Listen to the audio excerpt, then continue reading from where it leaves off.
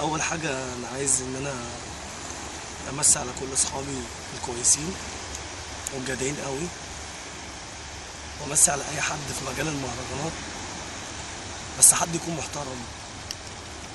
انا اصريت ان انا اعمل الفيديوهات ديت عشان بس اعرف الناس حاجه واحده بس: احنا ولا بنجري ورا شهره ولا بنجري ورا اي حاجه. بس اللي خلاني اعمل فيديو زي دوت واعمل فيديوهات كتير، لان انا ما بقتش قادر استحمل الكلام اللي بيتقال عليا. طبعا كل الناس عارفه ان اوكا واورتيجا وال8% كانوا شغالين معايا. بدايه القصه حصلت اللي خلاني ان انا اعمل الفيديو دوت استاذ اورتيجا. طبعا اللي عيلي دلوقتي ربنا طبعا يكرمه، وكل واحد بياخد رزقه.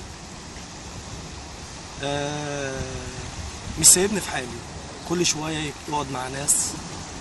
طبعا هو استاذ اورتيجا، طبعا الناس اللي عارفاه ومقربه منه قوي عارفه ان خياله واسع قوي، عارفه ان هو يعني بيحب يتكلم في حاجات ويفهم الدنيا ان هو حاجه كبيره. احب اقول لك يا استاذ اورتيجا، من فات قديم وتاه. استاذ اورتيجا كل ما يقعد مع حد يقول لهم وزة كان معانا بياخد الحفلة ب50,000 جنيه وبيدينا كل واحد 1000 جنيه. انهي مجنون اللي يصدق الكلام بتاع استاذ اورتيجا؟ وبعدين الحفلة اللي استاذ اورتيجا بيتكلم عليها، الحفلة بتاعت اسوان اللي كان معانا فيها شحتة. طبعا شحتة ده موال تاني، يعني مش هنتكلم فيه دلوقتي، هنتكلم على استاذ اورتيجا. استاذ اورتيجا مطلع عليا ان انا خدت في الحفلة 50,000 جنيه.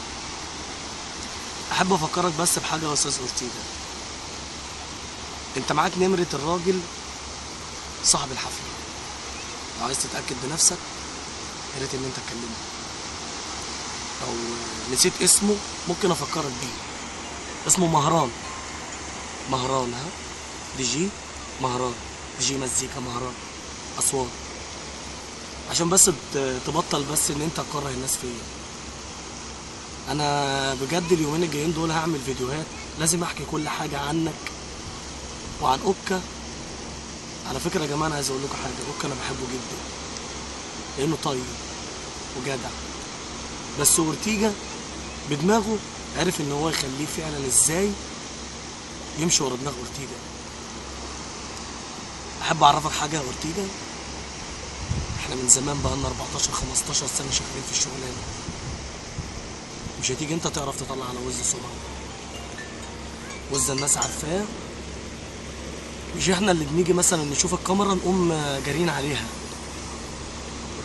انا كنت باخدكم معايا في الحفلات بتاعتي، الحفله بتاعت المفتاح والفلاح، حفله اسوان، كنت بخليكم انتوا في الوش. انا ما كنتش بحب اطلع وما بحبش الشهره.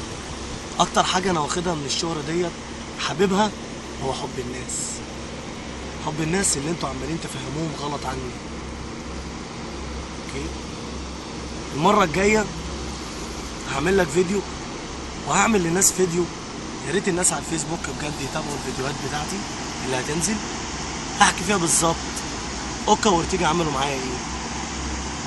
اوكا واورتيجا اللي كنا انا وهم بناكل في طبق واحد، وهحكي لكم على تفاصيل كتيره مش هطول عليكم. ده اول فيديو انا هتكلم فيه، استنوني في تاني فيديو هحكي لكم بالظبط ايه اللي حصل. اوكي.